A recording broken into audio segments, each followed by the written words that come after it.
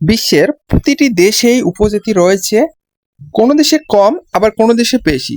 তেমনি তাদের ধর্ম সংস্কৃতিগুলো লক্ষ্য করলে আমরা দেখতে পারি তাদের ধর্ম থেকে শুরু করে তাদের কথা এবং তাদের ভাষা সম্পূর্ণটাই ভিন্ন রকম। তাদের যে অঞ্চলগুলো রয়েছে তারা সেখানে বসবাস করে, অর্থাৎ পাকিস্তানের আমরা উপজাতির কথা আজকে বলবো।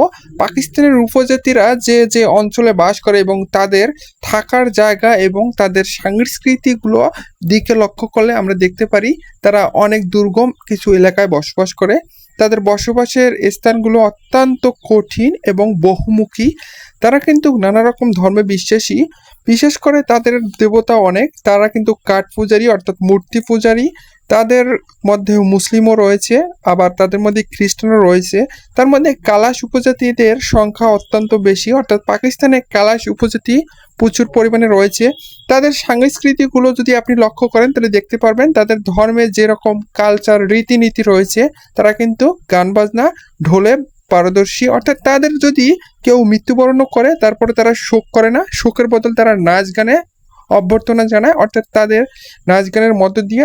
এছাড়াও তাদের বিয়ের অনুষ্ঠানগুলো অত্যন্ত সুন্দর হয়, অর্থাৎ তাদের যদি কারো ভালো লেগে থাকে তারা কিন্তু সরাসরি প্রস্তাবের মাধ্যমে বিয়ের অনুষ্ঠান সম্পন্ন করে। এবং তাদের যে পরিবেশ অত্যন্ত সুন্দর, তারা সুন্দর পরিবেশে বসবাস করে। তাদের বসবাসের স্থানগুলো হয় অত্যন্ত, এবং তাদের শিক্ষার হারও অত্যন্ত বেশি। তারা শিক্ষিত অনেক মোটামুটি ভাবেই বেশি। আর তাদের থাকার জায়গাগুলো পাহাড়ি অঞ্চলে হয়, এবং তারা কৃষিকাজ থেকে শুরু করে হাতের কাজ নানা রকম কাজে পারদর্শী। তাদের শিশু থেকে শুরু করে বৃদ্ধ পর্যন্ত অত্যন্ত কঠোর পরিশ্রমী এবং অত্যন্ত সুন্দর হয়। তাদের কিন্তু জীবনকাল অনেক বেশি হয়ে থাকে, তাদের আয়ুকালও অনেক বেশি। তারা অনেক কাজে পারদর্শী তার পাশাপাশি তারা কিন্তু নানা রকম উদ্যোগ এবং নানা রকম কর্মে জড়িত থাকে। তাদের হাতের কাজের সংখ্যা অত্যন্ত বেশি, তারা হাতের কাজে পারদর্শী অনেক। বিশেষ করে পাকিস্তানের কালাশ উপজাতি অত্যন্ত সুন্দরভাবে তাদের জীবনযাপন করতেছে।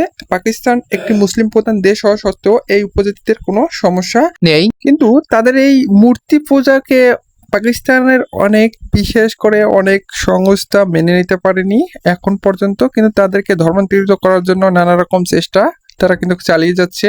কিন্তু এ পর্যন্ত কত সংখ্যক ধর্মান্তরিত হয়েছে, অর্থাৎ তাদের এই মূর্তি পূজার ধর্ম ছেড়ে ইসলাম ধর্ম গ্রহণ করেছে, এটা বিষয় এখনো বিস্তারিত ভালো তথ্য পাওয়া যায়নি। তার মধ্যে অনেকেই এই মূর্তি পূজাকে ছেড়ে ইসলাম ধর্ম গ্রহণ করেছে এবং ইসলামের পথে ফিরে এসেছে।